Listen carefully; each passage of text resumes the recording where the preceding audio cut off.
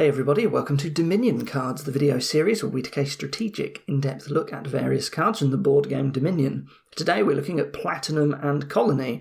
Now, while this primarily comes from the Prosperity expansion, you can also get these cards from the base cards product.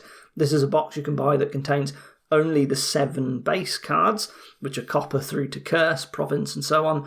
Also has Platinum and Colony, and weirdly, it also has Potion as well, but there are no other Kingdom cards that have it. So you don't have to buy Prosperity to access these. Platinum is a 9-cost treasure card that generates 5 coins, and Colony is an 11-cost victory card that generates 10 points. So these two cards are like the next step up from Gold and Province. You may have noticed that there is a 3-cost difference between Copper, Silver, Gold and between Estate, Duchy, Province. Well, these both cost 3 more than Gold and Province, respectively, so they are like a continuation of the normal base cards. You add these to the Kingdom whenever you want to. It doesn't impact the rest of the Kingdom cards selection or how you generate the Kingdom in any way. You just do it normally, and you can choose whether you want Platinum or Colony or not. In like all the digital implementations, there's usually a table setting when you set up your own game to force Platinum and Colony to be in it if you want to. Now, these two cards are always supposed to appear together. You are forced to do that in all the digital implementations, and this video will assume that that is the case because that's what the rulebook says. Of course, if you're playing with these cards in real life, I can't stop you from just like including one and not the other, okay? I've heard people that choose to do that. Like there's people that want to put in Colony but not Platinum. If you want to do that in your own real life games, look, I can't stop you. That's fine, but I won't be considering that here. Now, there's a recommendation in the official rulebook that you only include these if the first randomizer card that you flipped over comes from Prosperity. So the digital implementations use this as their default settings, and like when you choose ranked games where they want to stop you like cooking boards and choosing what's in the Kingdom. So there's an equivalent to basically a 10% chance of showing up for each Prosperity card in the Kingdom. So if there's no Prosperity card, you just don't see these at all, and each one that's added in increases the odds that you will see Platinum and Colony show up. There's also a new endgame condition that is added when Colony is in the game, and that is that Colony is a pile that ends the game when you empty it, just like the Province pile. So this is in addition to the all provinces and any 3 pile endgame conditions. And Platinum is a normal supply pile, so it still counts towards the 3-pile end condition, and it works with like other gainers and so on. Right? There are no other real restrictions. It's just like the gold pile in that respect. Buy it whenever. So let's talk about these a little bit individually first. So let's start with Colony. So Colony is very significantly more powerful than Province. Right? 3 colonies is 30 points. That's the same as 5 provinces. In 2-player games, so there are 8 colonies and 8 provinces. If you get 5 colonies, that outscores the entire province pile. Right, the province pile is worth, quick mental math here, 48 points. 5 colonies is 50 points. So, yeah, it doesn't matter how many provinces your opponent goes for. If they are going entirely for provinces and you pick up 5 colonies, you've already beaten them completely on points. So like other victory card piles, there are 8 colonies in 2-player, and there are 12 in higher player counts. But Province is an exception in that that goes up when you have 5 or 6-player games. It's why you need a second set of base cards. But that is not the case for for Colony, excuse me. It stays at 12 when you go up to like 6-player games. That means there's only 2 colonies per player in like a 6-player game. And for a pile that ends the game immediately when it's emptied, that's really not very many at all. Okay? Just 2 each. So it's not just provinces that are worse in comparison to Colony. So like I said, 5 colonies just eats up the entire province pile in terms of points. The reality is most other alternative source of victory points get worse by comparison to Colony. Now that's not like Colony imposing anything on them other than the fact that it's just worth a lot of points. It's true of like any strong card makes weaker cards that, occupy the same niche worse, right? Obviously. Weaker sources of points like Duchy and Gardens These cards basically never compete with Colony. I don't want to say never because you can't ever speak in absolutes when it comes to Dominion, but basically, like, they become trash, right? Like, absolute garbage, like, compared to Colony, which is just so strong. Now, of course, Colony is still susceptible to tiebreaker points, sort of like how Province, if it looks like both players are going to split the Province pile evenly, then suddenly any other form of points really matters for tie-breaking purposes. Just so you can, as long as you have one more point than your opponent, that's all that matters. So in reality, Colony is the same. It ends the game when it's empty, so it's very susceptible to being split evenly, and then all of a sudden every other source of points actually matters quite a lot. But just bear in mind, with other sources of points, it's very, very difficult to come back from losing the Colony split. Right, if one player gets 5 and the other's 3, that is a 20-point difference. That is absolutely huge, right? And compared to most other forms of points, like beating a player by 20 points is a lot, and it's very hard to come back from that. Now, there is still competition for Colony. Sometimes there are other sources of points in games that can just go completely off the rails, and you just get a gigantic amount of points. But bear in mind that even with these around, you can still supplement them with colonies. Like, Colony is always strong when it's available, and you can buff up your point count quite a lot, even in the face of other things. So I've got some examples here. Goon's probably the single most powerful victory card in the entire game. Vineyard can sometimes compete with Colony. I've seen Vineyards be worth 10 points before. Triumph can sometimes go mad as well, and Dominate is actually like the step up from Colony in some ways, right? 15 points for 14 money. So you can get a lot of points sometimes by other means. There are more examples. I guess these are just like the common, like, big hitter points cards. So Colony is in good company by being compared with these, basically just huge points. The Colony costs 11, which is massive. This is almost the most expensive card in the game. Basically, there was Dominate that you saw on the previous screen, and I guess technically you can count Fortune as costing 16, but that's it, right? Colony is essentially the third most expensive thing that you can buy. And it's not actually that much bigger than 8, which is what Province costs, though. The reality is that once you are able to generate 8 money on a turn, boosting your economy to 11 doesn't actually take that long. Like, once you reach 8, you can just buy a gold, and now you can generate 11 money, right? And you can afford gold when you can generate 8. Now, of course, this only really makes sense to talk about if you're drawing your deck really well. Ideally, you're drawing your entire deck. Like, so if you are very consistently producing 8 every turn, like, buy a gold, it's like, boom, now you're at 11 because you're playing every card every turn. Due to Colony's power, you often have more time to build an engine, and that means that it's easy to spend the time to build more to reach its higher cost, right? There's a great payoff for doing that, and that is that Colony just gives you ludicrous points very quickly once you start buying it.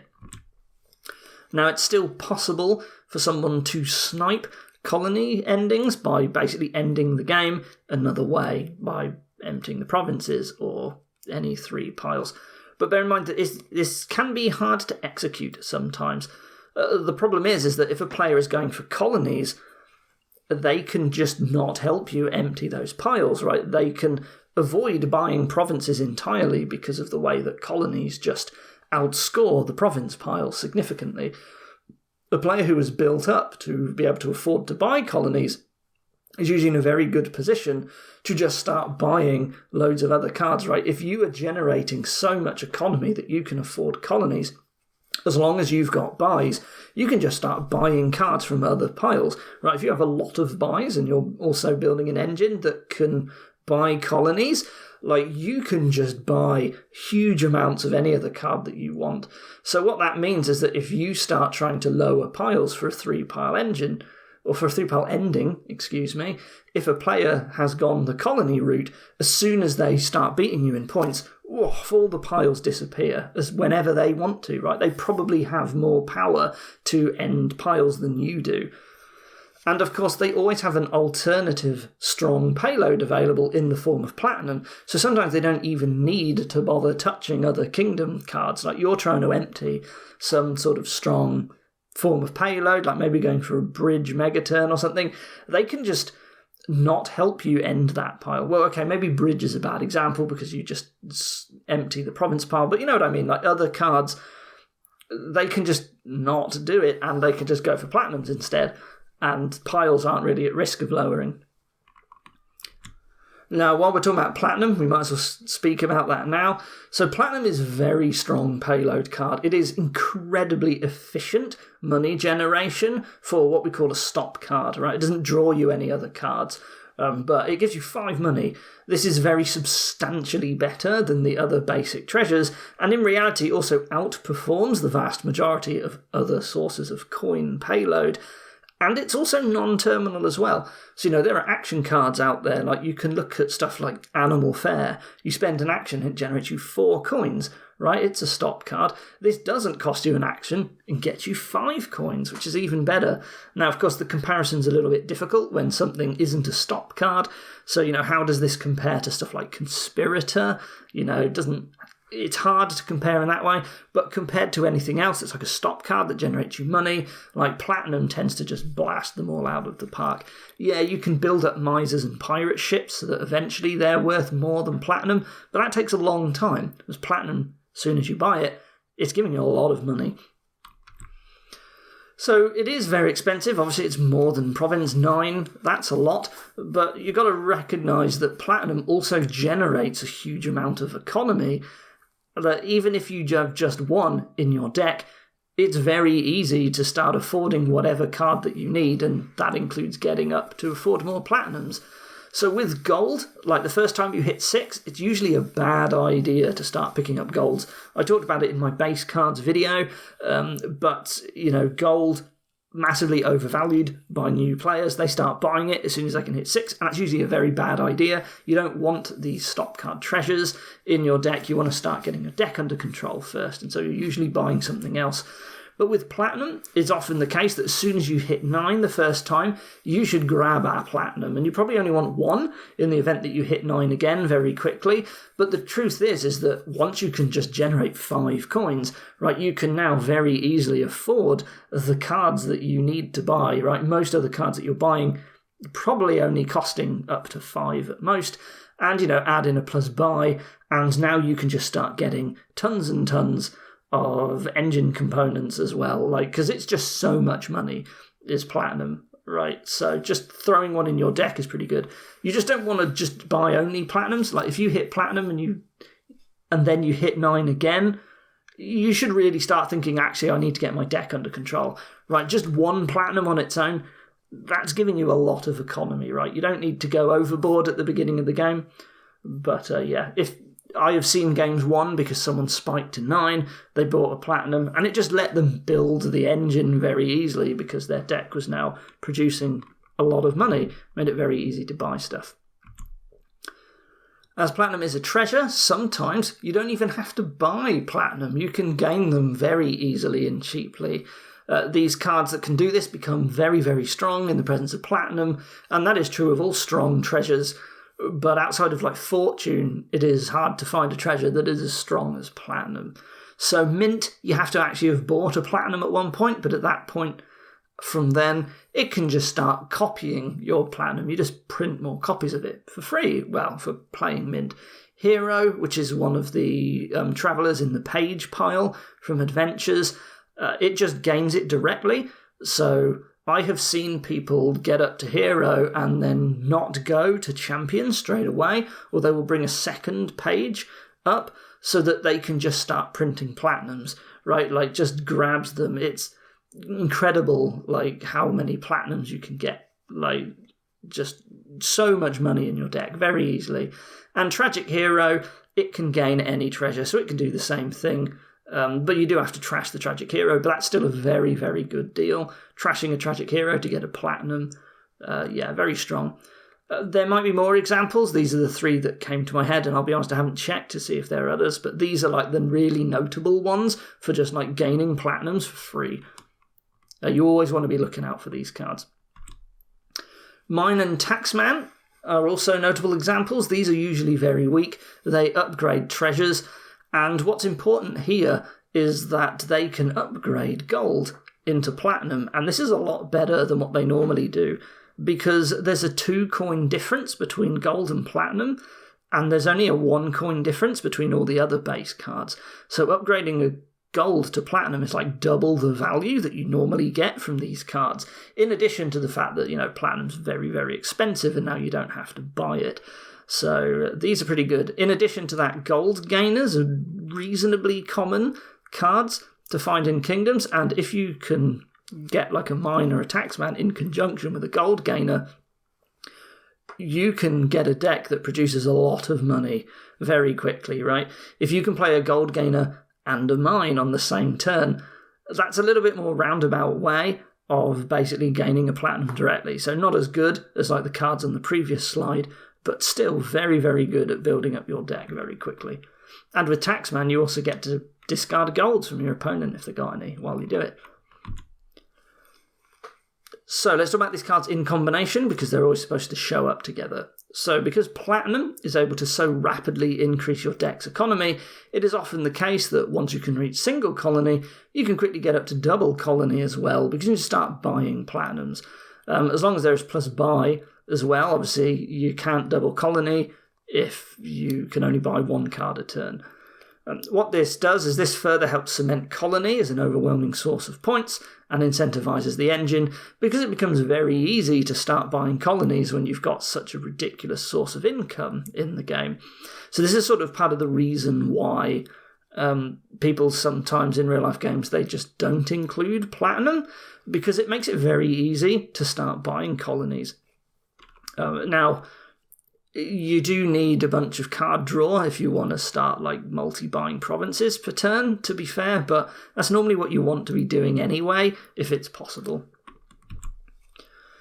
So as Platinum and Colony are both very strong, the game is primarily balanced around province normally. So when you add Platinum and Colony to the mix, this tends to overshadow a lot of other cards that can no longer compete with the raw power of Platinum and Colony. So engine components that help you draw, they're normally very good, but they become really, really very good with Platinum and Colony, because these are very strong stop cards and you need draw to deal with lots of stop cards.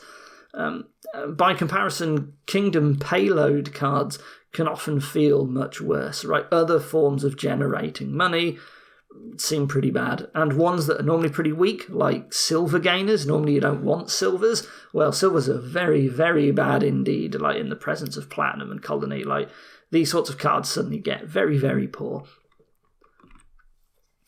It is worth noting that no other cards cost 9 or 11. These are unique to these cards only. This makes them safe from some attacks. So for an example, the Knights pile specifically targets cards that cost between 3 and 6 and then tries to trash them. Well, that makes Platinum and Colony very, very safe to that.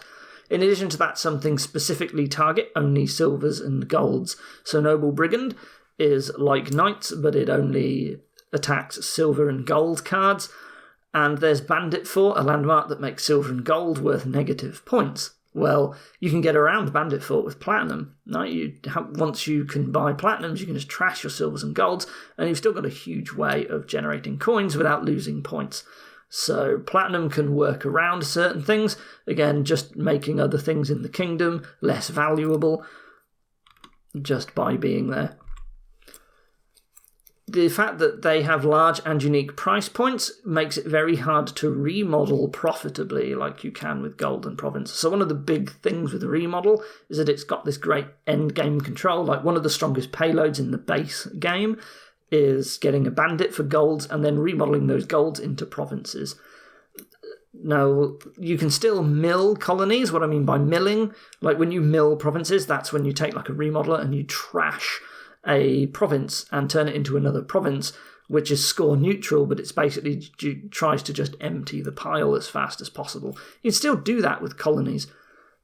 And you can trash platinums into colonies because, again, it's the cost is 2 coins below colony. However, this is a much bigger cost when you do it because platinum is much harder to get. And also you lose a lot more money when you do this. So normally you're okay with trashing golds to turn them into provinces, but it's a much harder sell to turn platinums into colonies unless it's like quite literally the last turn. So Remodel sort of loses a little bit of its normal endgame value in that you can't get quite as easily the strongest victory card on the board like you can with Remodel. But bear in mind that remodelling golds into provinces is still useful in colony games. Like if you can do that twice, that is 12 points. And, that's more than a colony. So, you can still gain points in other ways with it. Like, it's still good, but, there are just other forms of endgame control that just are not as good in the presence of Platinum Colony, and Remodel is one of those things. Now, you don't always go for Platinum and Colony, despite them being available. You usually do, but there are some circumstances where you don't. So the two most common scenarios when you're avoiding these are that piles deplete too quickly, triggering either the 3 pile or the empty province rule. Also, when there is both a junking attack and no trashing, that is also a case I commonly see where you just don't go for Platinum Colony. Let's go into these two in a little bit more detail. So some cards can deplete supply piles very quickly and can result in incredibly short games. Like at the highest level of play, it's not even that uncommon to see games ending before turn 10. And if that is the case, you're probably not building above province because that's really, really fast. So there are some examples here. Stonemason is the classic pile emptying card. Each Stonemason, you can just destroy 3 cards just like that. Because what you do is it's 2 plus the cards that you want. So say you want 2 5-cost cards. Well, you buy Stonemason with 7 money. That was 1 buy, and it basically gets rid of a Stonemason and 2 5-cost cards, all for that 1 buy. So if you can generate a lot of money, like piles vanish very quickly with Stonemason. Inventor is another one. I mean, it's a workshop variant, but it's one that is very, very good at emptying kingdom supply piles. Bridge is also a cost reduction thing, but Bridge is more likely to sort of result in provinces emptying, whereas Inventor just empties other piles because it has to start gaining lower cost cards very quickly. It has to do them first. So there are more examples, like these are just 2. Alternatively, provinces can sometimes be gained or milled very, very quickly. So Butcher is the classic remodel variant that is incredibly good at milling provinces. That is because if you trash a card and swap it for one of the same cost, you get to keep 2 coffers around, which you can then use to start buying provinces. So like Province Pile can just get destroyed when Butcher is around, like very, very fast. Incredibly strong card. And so in cases like this, sometimes you're not even going for colony. Like provinces just end far, far too fast to build. So the second one we talked about was when there's just overwhelming junk. So if you have no trashing and you also have a junking attack, there is no real way to get any deck control, and you have to cycle through your deck really, really slowly. Now bear in mind that colony gives you more chance to build, so even if the trashing is weak, sometimes that's enough to give you the chance to build up to colony because it just gives you more time and payoff for doing so. But when you can't do that because there's no trashing and a junking attack, it's very, very slow and very, very hard to build above province. In fact, sometimes even getting up as high as emptying the province pile can take a really long time in this scenario. So in that case, it's just not really worth building above it. It's just far too slow. In addition to that, if you cycle really, really slowly, it takes a long time to see your platinums, and that means you're not actually getting that much benefit from it. Like if you buy a platinum and you only see it once every 5 turns or something, or even less than that, how much value are you really getting from spending all that money on it?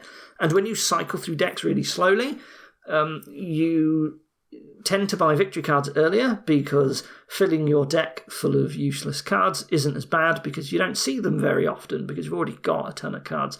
So in these sorts of cases, you're still doing the normal thing where you're scrambling for estates and duchies and so on. So yeah, you just never go above that in these decks. You can't do anything in these sorts of games, basically. So in conclusion, I've said it multiple times, but I'll say it again, Platinum and Colony are really, really strong cards. They always show up together. They often tend to dominate the games they appear in, because it is a combination of huge points and incredibly strong way of gaining said points as well with Platinum. Building the engine becomes more profitable and you have longer to do it. But doing something with the engine other than basically playing lots of Platinums to buy colonies tends to be less valuable than usual. There are still things you often want to do, like launching attacks, and there are some incredibly insane payload cards like Goons. Well, you're probably still doing that anyway. But the truth is that there are other things that you can do, and sometimes they just aren't really worth it in the face of Platinum, basically. And of course, other things that you can do, like other forms of points that you could be gaining with the engine, they matter less, right? Being able to play distant lands, for example, is just not as useful when Colony is around, because Colony just massively outscores that sort of thing.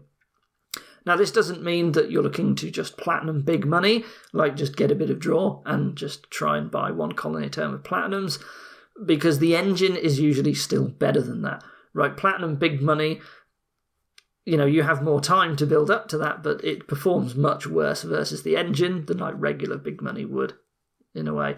So what you get is you get a lot more time to build a more reliable and consistent engine. And as I said earlier, they can have very, very powerful endgame control, particularly decks that are generating a huge amount of money. Like you start buying colonies to catch up quickly, and then you can just nuke any low piles by just buying a load of them, for example. So yeah, you really, really want to go for the engine with Platinum and Colony, and these cards are very strong. And like all strong cards, they tend to make weaker things less valuable. And that's kind of it for Platinum and Colony. Now, normally I would do a kingdom analysis, or a random kingdom analysis, where I generate random boards, but I don't feel like it's worth it in this case. We are going to be seeing Platinum and Colony in the upcoming videos, because I'm now going to be doing the Prosperity expansion, and we'll have plenty of time to talk about these. So I think I'll just end this video here. Thank you for watching, and I will see you next time. Goodbye.